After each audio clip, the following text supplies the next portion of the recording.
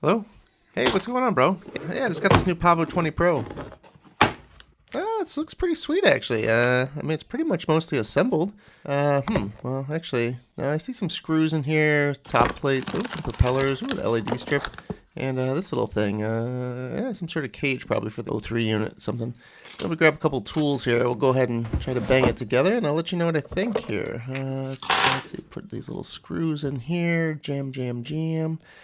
Yeah, okay. Oh, it's soft mounted. Everything's soft mounted. All right, so I'm gonna go ahead and put the DJI O3 unit in here. Bam! Look at that.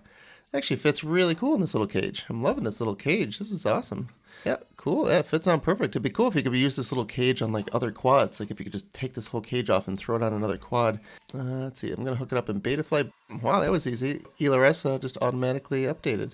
Yeah, it weighs about 112 grams, 155 with the battery, so I mean, this thing is ready to go.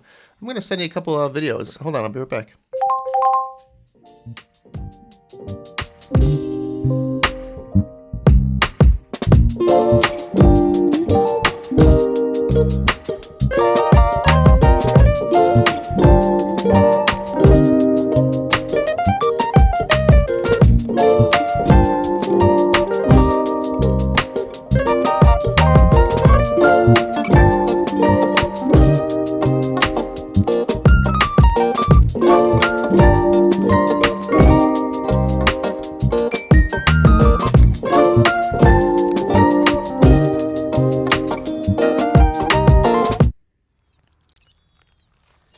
All right, so here's some real quick thoughts on the new Pavo20 Pro.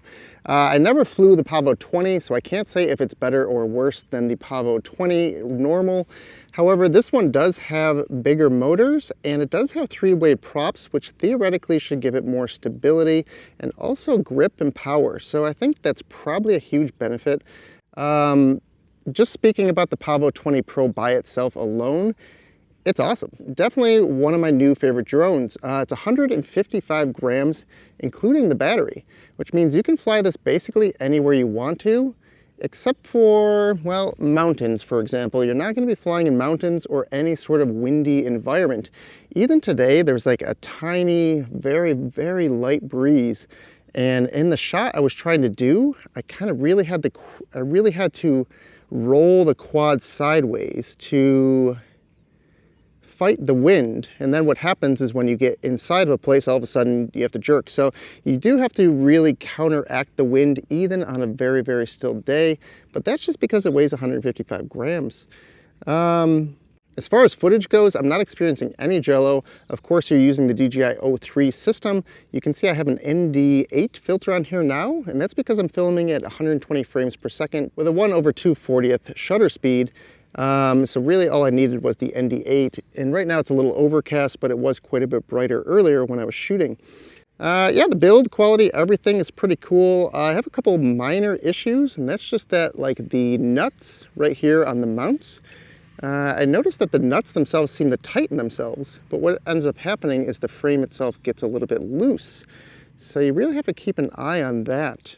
So here's a concern that I'm going to talk about also that I have with this quad here, is the way the battery mounts on the bottom here. It kind of covers the area where the blades are. And actually, if you look right here, you can see that my battery is actually getting cut a little bit by the propeller. And you can even hear it. Hear that? And also I mounted the battery vertically, thinking that that would help reduce this issue when it's supposed to be actually mounted horizontally. But when you mount it horizontally, it looks like you get even more coverage. Anyway, I think it's a small concern. This is just really a small indoor or light outdoor Cinewhoop. So it's not a major concern for me, but just something to note, I guess. Ultimately, I think it's a great piece of kit. It's relatively inexpensive at 100 and some bucks. Obviously, you have to add your own DJI O3 system, but it's pretty cool. One thing I'd like to see BetaFPV do in the future, I think this would be really cool, is this mount that holds the DJI O3 in camera comes right off, and it's separate from the drone itself. So it'd be really cool if they made different sized drones, but you could just take this mount and just unscrew it, pop it on the next drone, unscrew it, pop it on the next drone, and of course you just have your little wire cable here that you would stick in, and that would make it so you could basically have 3, 4, 5 drones, but only one DJI O3 unit that you could quickly pop on. Additionally, if they could make it so it wasn't screws, if it was some sort of unique kind of latch mechanism, that would be even cooler. All right, hold on. One thing I kind of forgot about is actually the signal performance. These little linear antennas that they have for the DJI O3 system are definitely noticeably worse than the stock DJI O3 antenna that comes with it. And also the ELRS antenna is this tiny antenna. Rip it open here. There's this tiny kind of board integrated antenna here. And also I've noticed that the performance of that is also not very good.